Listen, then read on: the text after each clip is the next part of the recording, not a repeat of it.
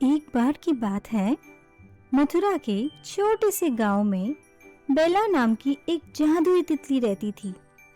बेला के पंख नीले रंग के थे और वो गांव के चारों ओर उड़ती हुई खुशी और जादू फैलाती रहती थी।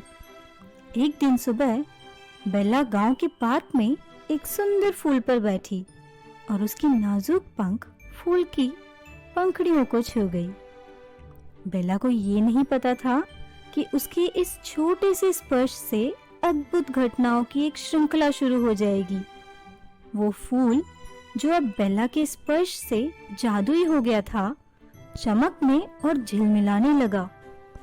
एक हल्की सी हवा ने उस फूल के जादू को गांव के पुराने घड़ी वाले टावर तक पहुंचा दिया, जो कई सालों से बंद पड़ा था।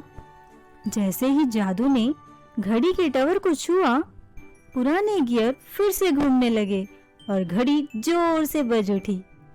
घंटी की आवाज से मिस्टर हेबल, जो गांव के बेकरी वाले थे, चौंक गए। वो अपनी प्रसिद्ध पेस्ट्रीज के लिए आटा तैयार कर रहे थे।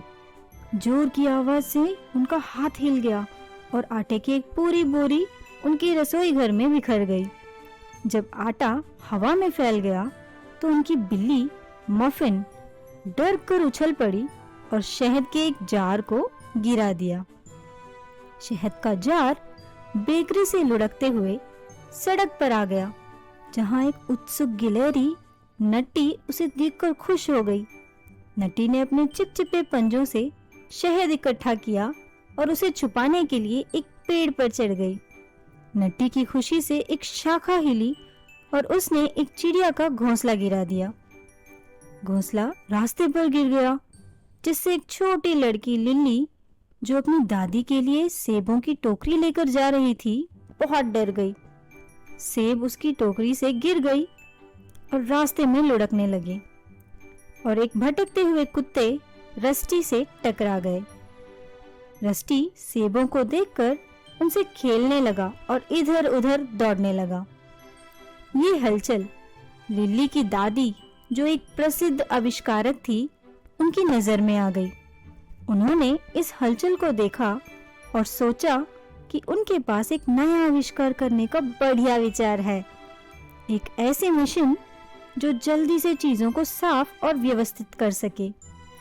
बेला के छोटे से स्पर्श से शुरू हुई घटनाओं से प्रेरित होकर उन्होंने पूरी रात मेहनत की और वो मिशन बना डाली। अगले दिन जब लिली की दादी ने गांव वालों को अपना नया आविष्कार दिखाया तो सभी हैरान रह गए। इस मशीन ने पार्क को साफ किया, बेकरी को व्यवस्थित किया और यहाँ तक कि नट्टी को उसका शहद भी वापस दिलाया। गांव और भी साफ सुथरा हो गया और सभी ने पार्क में एक भव्य उत्सव मनाया। बेला, जो फूलों के बीच से ये सब देख रही थी, बहुत खुश हुई कि उसके छोटे से स्पर्श ने इतना बड़ा बदलाव ला दिया है। और इस तरह गांव के लोगों ने सीखा कि छोटे से छोटे काम भी बड़ी घटनाओं की शुरुआत कर सकते हैं। बेला ने उड़ते हुए ये महसूस किया कि सबसे हल्के स्पर्श से भी अद्भुत रोमांच शुरू हो सकते हैं।